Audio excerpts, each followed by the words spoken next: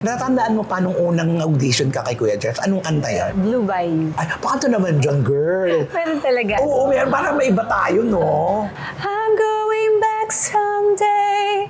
Come on, May, to Blue Bayou. Where the fox are fine and the world is mine on Blue Bayou. So sasabihin mo bang hindi ka nahihirapan pumasok sa showbiz? And then siguro one thing yung struggle na nag-artista, wala akong sasakyan eh. Hindi ko makalimutan yung biglang umulan, naghihintay ka ng taxi o masasakyan yun. Lahat ng damit ko nabasa. Alam ko yung pakiramdam Nung wala. Nung time na wala ako, na walang gustong tumulong sa'yo. Kung magbabayad ka ng apartment, hindi mo alam saan pumukukunin yung pambayad ng apartment. May lalapitan ka, pero sabihin sa'yo, wala. Kasi nung time na nag-Viva Films ako, parang at the time, pag meron kang magandang movie na sexy, parang ang bilis mo kagad na nakikilala. Yeah, yung naisip ko kagad nun, parang siguro mahiya sila. Ito po yung asawa ko. Ay, di ba Bold Star yan? So parang inisip ko nun, meron pa kayang lalaking seryoso sa akin? Yung unang-unang sexy role na ginawa mo, paano mo tinanggap? Ano yung hindi mo makakalimutan nung unang sinabi sa'yo ng director na ito ang gagawin mo, Patricia? Pagbalik ko dun sa kwarto ko, alam mo yun, nasa shower ako, umiiyak ako. Yung ilamusa ko yung buong katawan ko. Nililigo ako, sinasabong ko. Sabi ko, kailangan ko ba talaga gawin to? Siyempre, laking church ka. Paano mo sinabi ngayon yon sa lolo mo? Alam mo yun, yung pagkakataon na gagawa ko ng pelikulang ganito. Wala, Paano? hindi ka nasabi. Nakuha ko na yung material things sa buhay ko. Parang hindi ako masaya. Sana hindi ko na lang ginawa yun.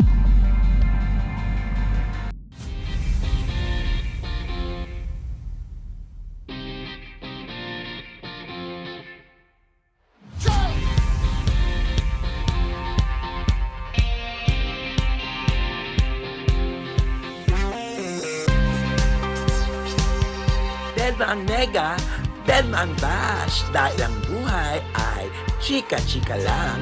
Ganon!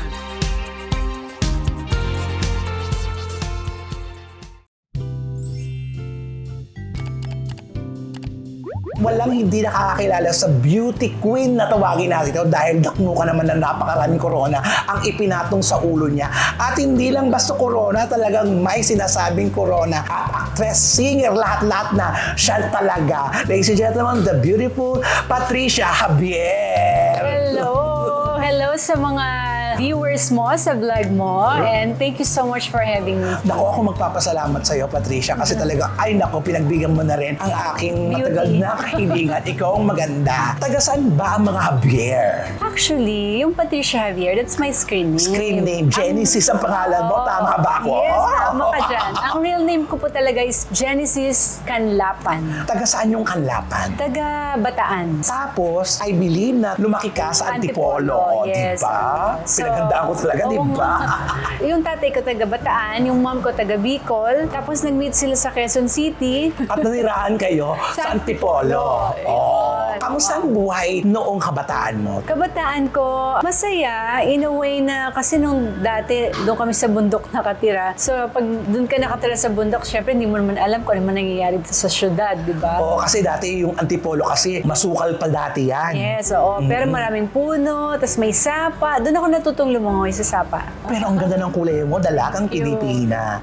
Ngayon, pagkakaalam ko, Patricia, ikaw ay produkto ng broken family. Yes, yes. Magsi-16 years old ako nung naghiwalay ang aking parents. So ngayon din nila kami ng nanay ko dito sa Quezon City. Yung edad mong 16 or 15, yun ang nakakatakot, di ba? Yes. Kasi doon yung baka maging rebelding anak ka. Buti na lang hindi. Oo, kasi with the guidance of my mom. Ang nanay ko talaga, the whole time, siya yung nagpapaalala sa akin, siya yung nag-guide sa akin na kung gusto mo maging maayos ang buhay mo, gaganto gagawin natin. So, syempre, nung teenager ako, may mga bagay na gusto kong gawin na, you know, to be with my friends, moments. Pero yung mga yun, parang laging sinasabi ng nanay ko, focus with your dreams. Ganun parate. Nanay nyo ang kasama nyo sa paglalaki nyo. Yes. Ang tatay nyo nasaan na nun? Nasa kabilang bahay. Kumabilang bahay Kumabilang pala. bahay, oo. Anong relasyon nyo ng tatay nyo? Maayos. So, up to now, my dad's still alive and magkakasama kami ngayon doon sa area namin, sa Antipolo, kung saan kami nagpagawa ng bahay namin. Na ikaw ang nagpagawa kasi yun ang pangarap mo. Tama ba ako? Yes, yes. Nakakatuwa naman. Tapos, paano ka napasok sa showbiz? Nag-audition ako for That's Entertainment. So, si Miss Lani Mercado, meron siyang resort sa Antipolo na ang tatay ko yung caretaker. And then, every time pupunta si Lani doon, nag-artista na siya noon. Parang, I'm a sobrang fan ni Lani Mercado. And then, one time, I have a chance to talk to her na sinasabi ko, Ate Lani, paano ba maging artista? Ganyan. Paano ba Bait pumasok? niya. Sobrang bait. Siya talaga yung nagbigay ng way sa akin sa showbiz. Sumulat pa siya for Kuya Germs, for That's Entertainment. Tapos yung sulat na yun, Binigay ko kay Kuya Germs, and then sabi ni Kuya Germs, sige, kumanta ka. Pinakanta niya ako doon. ay, kumakanta ka ba talaga? Kumakanta ako sa church, choir. Talaga? Anong boses mo sa choir? Soprano, Grabe. Natatandaan mo pa nung unang audition ka kay Kuya Jeff? Anong kanta yun? Blue Bayou. Ay, pakanta naman dyan, girl. Meron talaga. Oo, meron. Parang may iba tayo, no? I'm going back someday. Come on, May, to Blue Bayou, where the folks are fine and the world is mine on Blue Bayou. Oh, di ba? Ang ganda ng vibrato. Ang galing mong kumanta. Wala kang formal training. Nung pumasok ko sa showbiz, wala. Pero habang nag-showbiz na ako, I had a chance na yung manager ko si Jessica Rodriguez. Ah, yes. Dinala niya ako sa LA. And then I had a chance to meet up with Kevin Latao. Yung kumanta Ayun, ng sunlight. Ayan. Oh, so siya. So ngayon, nung nandun kami sa siguro at least naka-10 session ako with Kevin Latao sa house niya. Ay, totoo. Talaga naman palang pinagkagasosan ka rin ng yung manager. Yes, oo. Iba. Kamusta ang experience with Kevin Latao? Sobrang sa akin, unforgettable dahil alam naman natin kung gaano kagaling siya, tsaka Gaano siya ka-famous noon, lalo na. di ba? At yung mga songs niya. Pag narinig mo yung Sunlight, Kevin Latao, di ba? So, parang ang sarap ng feeling na tinuturuan niya ako, tapos meron kaming picture na dalawa doon sa bahay niya. Super fun feeling. Ano bang klase ang pagtuturo ni Kevin Latao? So si Kevin Latao, parang sinasabi niya sa akin, just sing from your heart. Parang sinasabi niya, huwag kang manggaya ng ibang singers. Oo, yung boses mo, kaya mo Original. gustong i-deliver yung song, lagi mo lang hugutin sa puso mo. So, bali nagkaroon ka talaga ng formal training. Ito yung nagda-dance entertainment ka na o tapos ka na mag-dance Tapos na ako entertainment doon. mag-dance. Ako na yung Patricia Javier. Naging Patricia Javier ka na I believe ang first movie mo, kabit ni Mrs. Montero. Yes. Tama ba ako? Yes, ang galing mo. Pumutok talaga ang pangalan mo doon kasi sexy ito. Yes, kasi nung time na nag-Viva Films ako, yun yung trend eh. Parang at the time, pag meron kang magandang movie na sexy, parang ang bilis mo kagad na nakikilala. Oo, yun ang stepping stone lahat ng mga magaganda.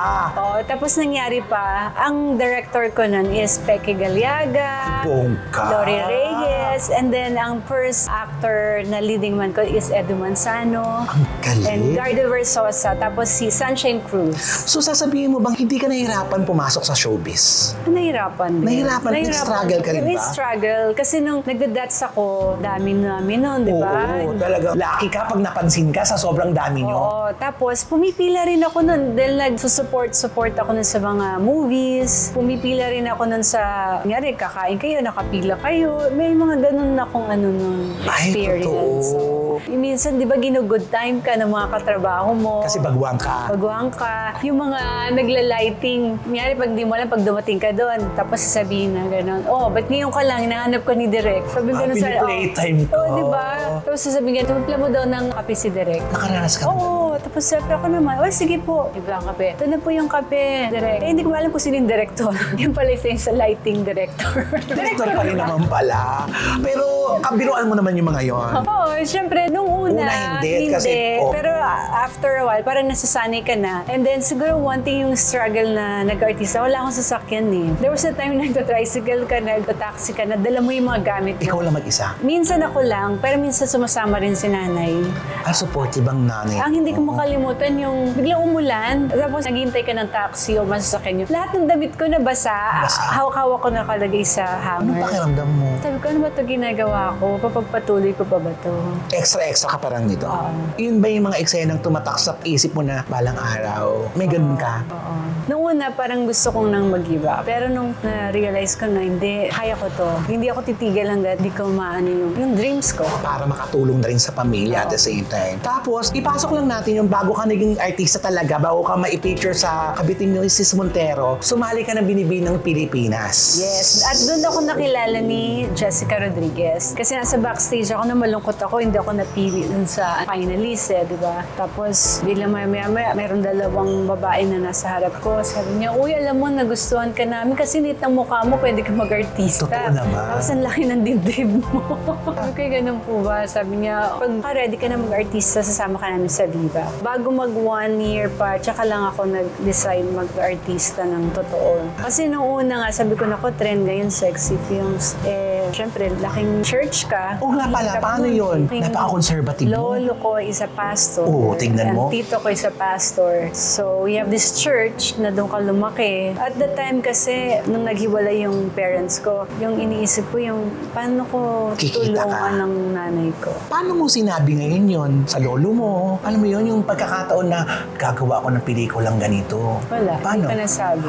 Ay, talagang pinuso mo na lang talaga. Parang kasi nga di ba umalis kami sa Antipolo. oo, Lumipat kami himulay ng na kayo. Oo. So, for a while, parang medyo naliyo ako sa, yung faith ko, medyo ibang Humilis ng landas. konti. Oo. Kasi nakafocus ka kung paano ka makakatulong sa nanay mo. Oo. Alam mo, titingnan kita, Patricia, mukhang mahina ang loob mo, pero sa ginagawa mo, malakas ang loob mo. Ano ang nagtutulak sa'yo dahil ba sa yung pamilya nyo, kailangan talaga ng tulong mo? Yes. Hindi ka naman nabigo, di ba? Hindi naman. Pero siguro, meron lang mga ilang bagay siguro sa mga decision-making ko sa pagpasok ko sa pag-artista na parang minsan, ay, sana hindi ko na lang ginawa yun. Ay, may pinagsisisihan Sana ka. may mga ganong moment ako nun. Kasi? Kasi nagkaroon ako ng insecurity eh. Siyempre, di ba, nagagawa kang sexy. Tapos, ako, ang dream ko nun, gusto ko magkaroon ng family. Gusto ko magkaroon ng mga anak. So, parang inisip ko nun, meron pa kayang lalaking seryoso sa akin. Dahil sa mga sunod-sunod na sexy roles mo na. Yeah, yun naisip ko kagad nun. Parang siguro mahiya sila. Ito po yung asawa ko. Ay, di ba Bold Star yan? Di ba ganun lang Oo, mga... ganun dati kasi. Ay, si Bold Star. Di ba may mga ganun Ang hirap din ng pinagdadaanan mo kasi naglalaban yung puso at isip mo. Oo. Pero, kinukontinue mo ang lahat ng ito para makatulong ka sa pamilya mo. Kasi ito na yung daan eh. At natatandaan ko pa, bago ka gumawa ng isang malaking pelikula mo yung Kabiti Mrs. Montero, marami kang nagawang mga teleserye, lalo na sa GMA. Tama ako, di ba? GMA, ABS, IBC13, and Channel 9. Nakagawa ka ng mga teleserye dyan, di ba? Naging mabait sa'yo ang kapalaran din, di ba? Yeah, sobrang thankful ako dahil sa mga station na yon na binanggit mo kanina. Nagkaroon ako ng opportunity to work with them, na nabigyan ako ng pagkakataon. Siguro kasi yung every time you have a good purpose, yung kumbaga yung intention mo is good, I think nililid ka dun sa mga taong pwedeng makatulong sa'yo. Yung unang-unang sexy role na ginawa mo, paano mo tinanggap? Ano yung hindi mo makakalimutan nung unang sinabi sa'yo ng director na ito ang gagawin mo, Patricia? I will never forget yung nagkaroon kami ng love scene ni Garda Versosa sa Tubuhan, sa Bacolod, sa sugarcane field, di ba? Sabi ko na lang kay Gardo, tulungan mo na lang ako. Sabi ko, ayoko na ng take 2, take 3, gawin na natin to dire-diretso para tapos na. Pero after nun, pagbalik ko dun sa kwarto ko, alam mo yun, nasa shower ako, umiiyak ako. Yung ilamuso ko yung buong katawan ko. Naliligo ako, sinasabong ko. Sabi ko, kailangan ko ba talaga gawin to? Pero yung time na yun, parang sabi ko, hindi, ginagawa ko naman to for my family. Hindi ko naman to ginagawa dahil gusto kong ipakita tong katawan ko eh. Tsaka may purpose kasi. Yun ang lagi mong nilalaban sa puso mo na may purpose ako eh. Tapos, una pa lang yun. Paano? Nasunod-sunod na. Siguro nung pangalawa, parang justify ko na lang in a way na, ay, Teki Galiaga to. Parang, I'm not doing a porn movies. There's a story about this movie. movie, di ba? Ito'y art. Oh, ito'y art, ganyan, di ba? Pero alam mo, pag yung bata ka pa lang, hinubog ka na sa simbahan, babalik at babalik sa yun yung mga ginagawa mo na parang mali eh. May mali parate. Lagi kang may reflection. Oo. So ngayon ang nangyari, parang nung nakuha ko na yung material things sa buhay ko, parang hindi ako masaya. Nakailang pelikulang sexy roles ka? Mga 6, ganyan. So, ang ibig mong sabihin talagang nag-ipon ka. Yung bahay namin sa Antipolo, lahat ng kinita ko sa pag-artista, doon ka lang lagi pinapagawa. Galing mo. Parang naluluha ka pa dahil ba di mo inaakalang makakarating ka sa punto ng buhay mo na nalampasan ko lahat. Kung nakita mo man ako, medyo teary-eye ako. Ito na yung parang, wow, I made it. Pinagdaanan mo. Yung mga struggles, ang dami. Pero everything pala, there's a purpose. Na parang ngayon mas naging strong woman ako sa mga pinagdaanan ko. Ano ang sabi ng mga kapatid mong lalaki? Lalaki pa naman yon. Siyempre, mga kapatid kong lalaki, ano yan, ever since, sila yung naging bodyguard ko. Support din Parang sila sa'yo. Sila yung driver ko, sila yung nag-aayos ng mga Gamit mo. ko, PA ko, nung time na yon. Eh, paano pag mga sexy roles na? Hindi sila nanonood. Tunood, pinapalis mo Oo, sila? Oo. Pati yung movies ko ng mga sexy, hindi Hindi sila nanonood. Ang galing, alam mo, naano ako talaga sa narating mo. Actually, bigay sa kanya ito, sinubukan talaga ng Diyos kung talagang ano ba ang gusto mo. Ang Yes. pangarap mong makatulong sa pamilya mo o ang kahihiyang itatago mo habang buhay. Alam mo, hindi mo susubukan to. Wala ka ngayon. Yes, yes. Inisip mo lang na trabaho lang ito, hindi ikaw yan. Oo. At eto na, dumating na po tayo sa puntong nagpunta ka sa San Diego. San Diego, Oo, California. Yes. doon mo nakilala si Doc Rob. Rob. Si Yeah. Doc Rob. Yes, oo. We have common friends naman nun, pinakilala sa amin. And nagkataon naman na it's a perfect timing for me na at the time wala naman akong serious relationship. Pero before that, I had 4.5 years serious relationship with Mark Nelson. Ay, oo nga. Ang gwapo nun. So- Yun ba ang topga mo? Oo naman, syempre. Kasi napakabait naman na boyfriend ni Mark Nelson. Saka napakagwapo nun. Nung kasagsagan naman.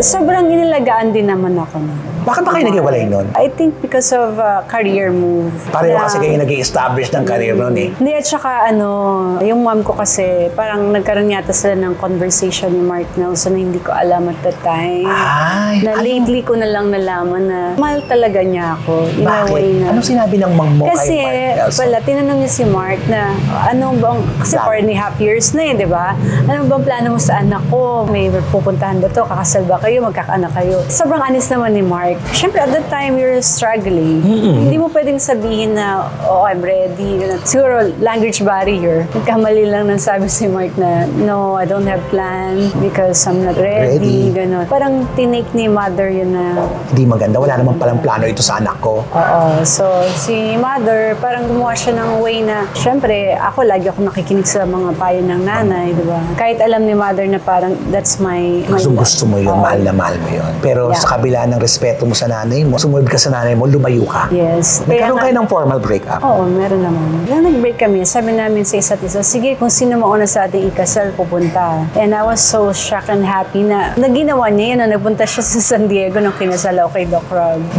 Oo. Mas nauna kang kinasal sa kanya. Yes. Sobrang add ng konti na first dance with your father, parang ganon. Si Mark yung kasayo ko doon. Kasi yung dati ko hindi naman makarating. Pupunta. Oo. Anong pakiramdam nun?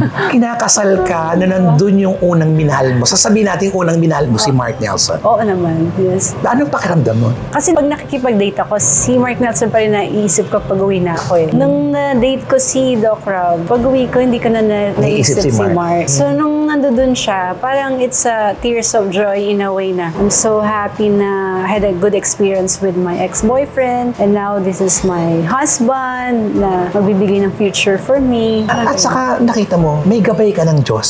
Yung mga pangyayari sa buhay mo, may konting liko, pero dumidiretso pa rin. Oo. Kaya it's very important na yung parents niyo parang they put a good seed in your heart. They plant seed in your heart that there's God. Ano nga yung sinabi mo sa nanay mo? Nung nalaman mo lately lang na kinausap niya pala si ano. Sabi ko sa nanay ko, ay nako nanay, pero okay na rin po yan, pinatawad ko na kayo. Kahit hindi humingi ng tawa, di ba? Sabi ganun. Kasi at least ito, meron na kayong mga gwapong apo. At ang ganda naman ng kinahihinat kinatnan ng pag-ayaw ng nanay mo. Yes, kasi Di tingnan mo ba? there's always a good purpose, di ba? Hindi naman magkakaroon ng Robert and Ryan na Ang gagwapo. Lalo na si Robert, yung panganay mo. Nanalo pa yan ng Mr. Teen Yes. sa Bangkok, Thailand. Tama ba ako doon? Nag-research ka talaga. Oo. Di, alam mo, achiever ang mga anak mo, ha? Mana rin sa'yo. Yung nanay ko, di ba, lagi akong ginaguide. Parang yun din yung gusto kong iano sa mga anak ko. Siguro one thing naman na talagang gusto kong iwan para sa kanila yung legacy na pagiging mabuting tao, kind, generous. At saka, speaking of mabuting tao, sobrang congratulations kasi ang dami kong naririnig sa'yo tungkol sa pagiging mabuti mong tao sa mga kahit hindi mo kaibigan, kakilala mo lang, talagang nag-e-extend ka ng arms para tulungan sila. Saan mo nakuha yung pusong pagtulong? Siyempre, una-una, sa parents ko. Nakita ko yung parents ko, especially my mom, na pag siya merong lumapit sa kanya, yung kahit yung suot niya, pag sinabi mo, yung ganda naman yan, Kahit tita. wala. Alam mo, yung din na niya, bibigyan na niya sa'yo Ay, yan. anong nanay mo talaga? Yung ganun talaga siya. Yung, siguro marami akong ugali ng nanay ko na nakuha ko. And then at the same time, yung struggle namin in life na kung wala kami. Kasi ngayon parang hindi porke kasi meron ako kaya ako nagbibigay. Hindi ganun. Hindi ganun. It's more on, alam ko yung pakiramdam Nang nung wala. Nung time na wala ako, na walang gustong tumulong sa'yo. Ay, naranasan mo yun? Yung walang Yes. gustong tumulong Yung sa'yo? tipong magbabayad ka ng apartment, hindi mo alam saan kumukukunin yung pambayad ng apartment. Kailangan, sa kaya ako magkakashow. Alam mo yung mga ganun. May mga struggle akong ganun na may lalapitan ka, pero sabihin sa'yo, wala. Parang ngayon, one of my purpose in life talaga is yung kung ano yung blessing na binibigay sa akin ni God. Gusto ko i-share yan. Kasi alam ko yung pakiramdam ng pagwala kayo. Galing. Nakakatuwa. Tapos ito pa, ang advocacy mo pa, health and wellness advocacy. Ito naman siguro na ano ko to dahil yung asawa ko, di ba? Si Oo. Doc Rob, very ano talaga siya, health buff yan. Lagi nag-workout, gusto niya lagi, yung makinakain namin, puro healthy. Kaya pala gusto niya ganun kasi gusto daw niya na matagal pa kami magkasama. Totoo naman. Yan naman ang sikreto talaga, di ba? Kasi pag hindi mo gusto yung kasama mo, pakainin mo ng mga pangit at pagkain para mapadali ang buhay. Pero alam mo, ang galing din, no? Tamang tao, right timing, lahat-lahat Yes. binigay sa'yo. Kamusta kayo ni Doc Rob? We're very good. We're not only a husband and wife, but we're partner in our Business. partner with raising our kids. Nababalance namin. Minsan strict siya sa mga anak ko. Ako naman yung parang maluwag. Oo. Lagi mong binabalanse. Oo. Tapos naman sa business namin, ako yung nagpo-promote. Siya naman yung produkto namin, ginagawa niyang quality. Na parang ako, hindi ako napapahiya dun sa pinopromote ko. O, tingnan mo, ang galing, di ba? Pinagtagpo talaga kayo na parehong-pareho kayo ng advokasya, kaya nagkakasundo kayo. Pero syempre, wala namang perfect. May Naman. mga struggle tayo sa buhay natin. Lalo na pag nagsisimula pa lang ang relasyon, aminin naman natin, wala namang kagad ng pagkakasal nyo, isang Okay taon. na. Siyempre masaya. Pero yung susunod na taon kasi meron talagang trials, di ba? At least nalampasan mo. Anong pinaka-worst sa buhay may asawa ang talagang kamontik ka nang bumigay? Siguro yung pag you don't communicate well, lalo na kami, di ba? Syempre, we have a language barrier. Kung baga, pareho kayo Pilipino, hindi kayo magkaintindihan kahit pareho kayo ng lingwahe, di ba? Yung sa akin, yung parang positive yung gusto mong sabihin, pero mukhang nagiging negative sa Kasi yung pag-absorb pandinig niya. mo, pagkaintindi mo, iba kasi ganon. Kaya nga sabi ko naman, God is so good in a way na binigyan niya ako ng Inglesero na asawa. Para siguro, pag mag-aaway kami, hindi ko siya maaway ka agad. Kasi kailangan ko construct kung ano yung sabihin ko sa kanya in English. Tingnan mo, pati ngayon, naiisip mo, di ba? Oo, di ba? Kasi kung siguro Pilipino to, naku, ang tagal Ang na dami nakiwalay. mong sinasabi. Lahat ng mga maliit na bagay, i-detalye mo. Oo, di ba? Ito, construct mo muna siya, tapos maya-maya wala na yung galit mo. Lahat may purpose eh. Naging maramot man sa simula ang tadhana sa'yo, pero unti-unti mong nakuha lahat ng pinangarap mo. Ang ganda ng kwento mo. Thank you, kapatid. Sino ba mga maituturing mong matatalik na kaibigan mo dito sa industriya? Siyempre, una-una si Malubari. Narinig ko Kasi, ang pangalan. alam mo, sa kahit kanya. hindi kami sobrang matagal ang pinagsamahan namin, pero una ko pa lang siyang nakita, parang, alam mo yun, gusto ko na siyang mahalin. Magaan ang loob mo. Magaan ang loob ko. At saka masarap siya kasama kasi pagkasama ko yun, walang nangaway sa akin. Takot sa kanya, di ba?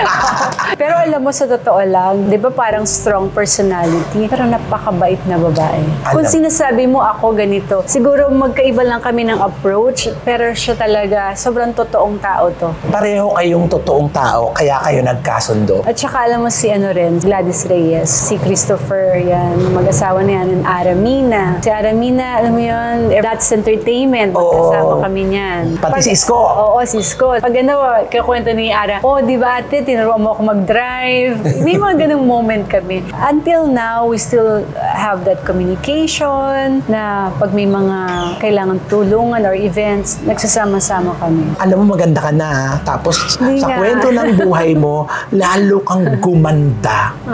Thank you. Oo. Siyempre, hindi man ako perfect. Walang perfect na tao. Wala naman talagang perfecto kasi kung paano ka intindihin ng kausap mo at kung paano mo sinasabi ang mga nasa loob mo, doon ka magiging perfect eh. Anong masasabi mo ngayon, Patricia Bier, sa buhay mo noon at ngayon? Siyempre noon, yung bata-bata pa ako, parang nagsisimula ako, I have so much struggle in life. Marami ako noon kailangan malaman sa buhay. Noon, parang you're so naive dun sa mga nangyayari. Pero ngayon, siyempre, as we grow old, you get more wiser, di ba? Yes. And then, I think, yung pasensya ko, mas lalong humaba sa buhay at saka yung pagmamahal, hindi lang sa sarili ko, sa kapwa ko. Lalong dumami. Oo. Parang ngayon yung maliliit na bagay, ako na yung iintindihin. Ang iniintindi ko lagi yung paano makatulong, paano maging happy yung isang tao. Sabi nga ng asawa ko, ano ka ba? Wala kang kaano-ano sa sarili mo. Yung parang laging... Iniisip mo iba? Oo, yung ganun siya parati sa akin. Tapos sabi ko, hindi eh. Parang mas masarap yung you always make difference for other people. 'Di ba? Kasi pag nawala naman tayo, lahat ng material things, hindi naman natin madadala to eh. Pero yung iniwan mong impact sa isang tao na paano mo siya natulungan, naging part ka ng buhay niya, yun yung mas... Kayamanan mo yun eh. Oo, yun. Hindi nila maalala kung gaano kaganda ang suot mo or yung kutis mo or whatever, but maalala nila na kung paano mo sila tinreat as a human being. Diba? Correct. Ganun. Meron ka bang chance pang pumasok ulit sa movie, sa Showbiz. teleserye, mga ganyan? Oo naman. It's always been part of my blood. Pero siguro, in the right time, when there's a good projects for me, why not? Ang maganda naman sa pag-artista po, may role para sa'yo, di ba? Kahit tumanda ka na, may role pa rin for you. Hopefully, makagawa ko ng talagang masasabi ko na tatatak sa tao na talagang magandang project. Kasi lahat, nagkaroon ka na ng concert. Bili mo, concert, Patricia Bier, tapos naging artist, ang dami mong gawa. Kaya siguro sasabihin ko sa'yo talagang ang pagiging artista mo talagang konting-konti na lang ang mga pangarap mong gawin sa pagiging artista.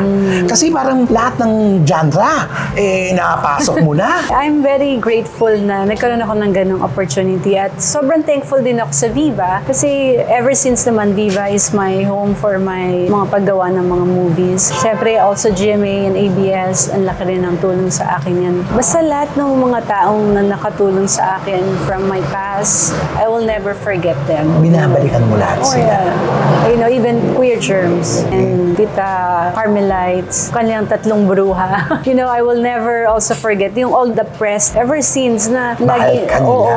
Tita Christy Fermin, you know, Tito Jobert, Tito Boy Abunda, yung lahat sila yung laging, wala ka namang ginagawa sa kanila na mga Pero favor. naaalala ka nila. Diba? Pero naalala ka nila, ang laking bagay nun. Alam mo kung bakit? Kasi nakita nila ang puso mo na totoong mabait ka, hindi ka nagbabait-baitan. Thanks to my parents po. Tapos, ang sexy mo pa rin. Opo, Grabe. salamat po. Yan, syempre sa mga kababaihan na kagaya ko mga nanay, gusto ko lang sabihin sa kanila na habang tumatanda po tayo, dapat lalo tayong gumaganda. Diba? Lalo nating inaayos at pinapangalagaan ng ating kalusugan, ating katawan. Para po yan sa sarili natin saka sa mga minamahal natin. Diba? Don't lose your identity. Kahit may asawa na kayo, dapat andun pa rin yung who you are. And then, syempre, gusto ko rin imbitahan kayo na mag-visit kayo sa aming pong mga clinic sa Doc Rob and Associate Chiropractic Vitality Wellness Clinic. We have 6 branches now. Quezon City, Makati, Alabang, Bacoor, Angeles, Friendship, and Angeles in infinity. And every time po na you come in our clinic, you're being part of our foundation, Doc Rob, Share the Blessings Foundation po. Ito po yung mga services na na-avail nyo sa amin tsaka products. Kagaya po nitong aming pong Immune Boost. One of the best products namin to na made from Japan na pag ito tinake nyo po talagang hindi lang po kayo magiging strong, magiging beautiful pa rin kayo. Alam mo Diba? na. Strong and healthy. At tignan nyo ha, lahat po ng services na ma-avail nyo kay Dr. Rob, yung part nun, mapupunta pa sa foundation. Kasi di ba dati nung nag-start kami dito, nung we're doing charity, sabi namin ni Doc Rob, hindi lang pwedeng isang charity lang na gumawa ka, nag-feeding ka, tapos na, paano mo i-continue to? Siyempre, hindi naman tayo yung mayaman na mga tao na we have also yung mga pera para maibigay sa ano. So sabi ko, basta pag naglagay tayo ng clinic, portion of that will go to our community services. May purpose talaga ang lahat. Kaya kayo, hindi lang kayo magpapagamot or hindi lang kayo bibili ng mga wellness product ni Doc Rob, pero kayo po ay parte ng pagtulong natin sa community. Napakaganda, diba? Alam mo, congratulations Patricia and to Dr. Rob at mabuhay kayo and more branches to come. Thank you so much po sa iyo dahil binigyan ako ng opportunity na ma-share ko yung aking life story. Yes. Buti naman hindi mo ako masyadong pinaiyak. Salamat at medyo light itong usapan natin.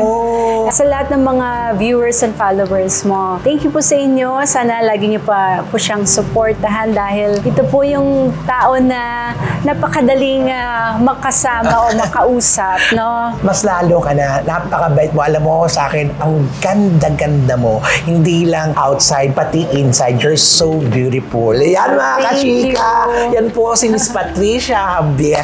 Maraming salamat. You're welcome. Thank For you. Ay, gaganda pa lalo ako dito. Yes, at maging strong. Yes, at syempre, thank you to Miss Malubari. Thank you, Miss Yes. Malu. At syempre, ang Music Box Yes. sa ating venue. The new music box. Yes. So with that mga kachika, dead mang nega, dead mang bash, dahil ang buhay ay chika-chika lang.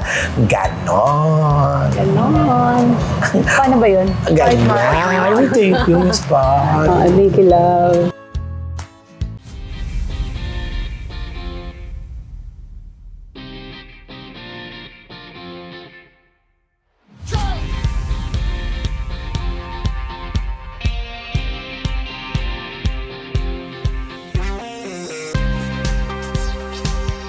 Dead ang nega, dead ang bash, dahil ang buhay ay chika-chika lang. Ganon.